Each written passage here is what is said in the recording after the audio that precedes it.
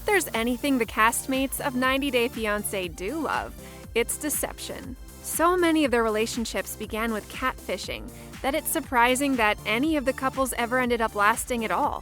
Whether through makeup, angles, editing their profile pictures, or straight up pretending to be another person, a lot of the 90-day contestants see no shame in trying to put their best foot forward while online dating. After all, it's important to look your best when you want to seduce someone decades younger than you from a foreign country. Let's take a look at the most memorable catfish moments throughout the series, and see if their lies actually paid off, or if it made their partner run for the hills. Big Ed, Little Luck.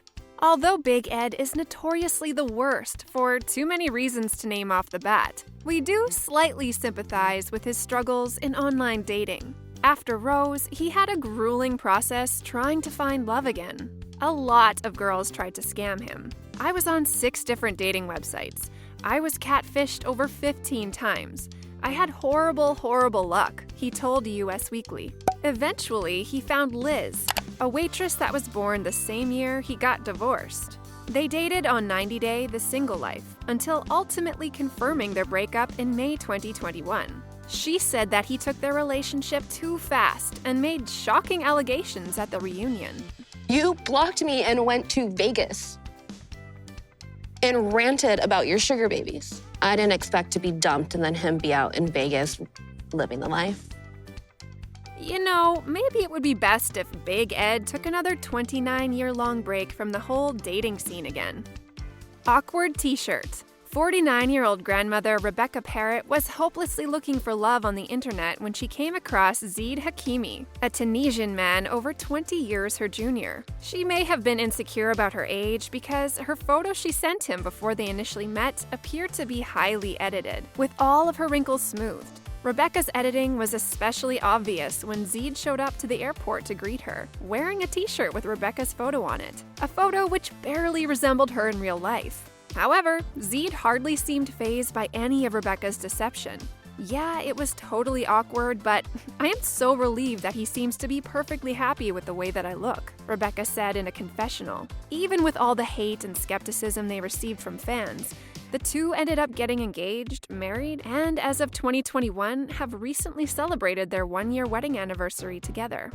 Duping Darcey. Darcey was another middle-aged woman who may have also been insecure about pursuing a much younger man online, even though she claimed that she didn't initially notice the age gap. At the time, Darcey was 42, while her beau Jesse was only 24. When asked about what photos she used on her profile, Darcey blushed and coyly stated, "From what I remember, I had a selfie photo, I believe. I was a lot younger, mostly cropped from the midsection up." Jesse was still attracted to Darcey when they met up, but even though they had began dating, the relationship turned out to be a toxic disaster. Jesse was very immature, which makes sense considering his age, and started a lot of explosive fights, making himself strongly disliked by fans. The two didn't last long, and Darcey has been involved with a number of different guys on later seasons and spin-offs of 90 Day Fiancé. In December 2020, she announced that she was engaged to her Bulgarian boyfriend, Georgi Resev, who treats her much better than Jesse, although that isn't saying much. Fake catfish. Lana was one of the most surprising twists in 90 Day Fiancé, as she was actually not a catfish, even though all of the red flags she was giving out said otherwise. Wealthy, naive American David Murphy spent 7 years pursuing Lana, overall spending $100,000 on her even though they had never actually met. David would travel to the Ukraine to visit Lana, where she'd always refused to meet him. On 4 separate occasions, 90 Day Fiancé tracked Lana down to find out her real identity, and unexpectedly, she was exactly who she appeared to be. They got engaged in the finale, but David revealed in the tell-all that the two were no longer together. In January 2021, Lana revealed during a Q&A on her Instagram story that the show is 90% scripted. She claims that she didn't really ghost David, and that the engagement was just for show. So 90 Day Fiancé might have been the real catfish all along, lying to its viewers. Not a model, but close enough.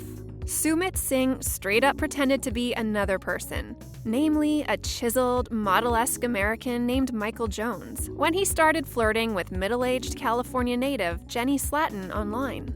He must have been dedicated to the relationship because he spent a year catfishing her. Jenny had to have been hopelessly in love too, because she continued talking with him after he came clean and revealed that he had lied to her about his entire identity. After they met in real life, Sumit also revealed that he had been married off to a woman his close family chose for him while they had been communicating online. On the show, Jenny was confronted by Sumit's wife and father-in-law at the apartment they were living in, which was heartbreaking, considering Jenny had given up everything to be with him. But Sumit did not give up after his betrayals were revealed, and Jenny surprisingly forgave him again. So even with all these roadblocks, Jenny and Sumit are still together and plan to get married once the COVID crisis clears up. Currently, they are living in India, quarantining together. In April 2021, they revealed that they had both been tested positive for the coronavirus. Korea Fangirl. 90 Day fans believe that Devon Clegg hyperfixated her romantic attention on Korean men after she quickly became pregnant with Korean man Jaehoon Lee's child and never really bothered to make the relationship last. They also believe that she's scamming her audience by portraying herself differently online than how she is in real life, and that she edited her photos to appear more Korean-looking than she actually is. Fans also got angry when Devon went back to making adult content online after proclaiming that she would stop forever. She is no longer with Jaehoon and is seeing a different Korean man named Topher Park. There is speculation that she started seeing Topher while she was married to Jaehoon. Devon is a controversial figure in the 90 Day community for catfishing her fans and viewers more than anyone else on the show. Not so Prince Charming. Tom Brooks pretended to be a modern-day Romeo to lead our beloved Darcey on, when eventually it appeared that he was really in it for the fame that accompanied being featured on a popular TV show. He looked much younger and more attractive in the photos he would send to Darcey before they met.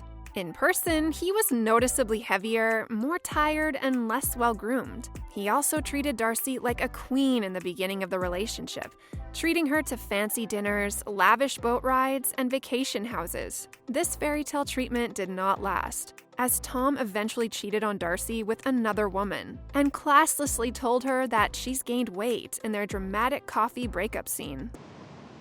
You put weight on. What was that? Now he is dating a married woman who is just as shady as he is. Allegedly, she is a mother of 3 and is just a way for Tom to try to remain relevant again. So maybe this time, they're both in it for the wrong reasons. Manchester manipulation. Yolanda Leek might be one of the most delusional contestants on the show, having communicated with Williams from Manchester for 7 months without ever FaceTiming once. She still believed that Williams was not a catfish, even after he requested that he send her money. Her family saw through this deception, considering you could only find stock photos of him online and knew he was a catfish. Fans could also hear that Williams' accent was clearly Nigerian, not British. The two never met, even though their storyline took up an entire season. And now Yolanda is dating a real man whom she knows in real life. Good for her. Hopefully in the future, she's less trustworthy when communicating with random people online. Rotten Ricky. Okay, maybe Ricky wasn't a total catfish, but he was definitely deceptive in how he presented himself. The American playboy was talking to his 2 Colombian girlfriends, Melissa and Hamina, at the same time, and originally flew to Colombia to see Melissa specifically. When Melissa flaked and ghosted him, he went back to Hamina and said that he wanted to pursue things with her. Ricky and Hamina even got engaged, although afterward Ricky decided to finally sit Hamina down and tell her the truth, or at least most of the truth. He said that he and Melissa just didn't have any chemistry, not that she wanted nothing to do with him. Hamina didn't exactly take the news well. I am no one's second plate. I am no one's second option. I want nothing to do with you, Hamina said before storming off. To be honest, Ricky deserved that reaction, and he deserved to be ghosted by Melissa in the first place. Hopefully by now, he's learned to be faithful to one woman. Lying Laura.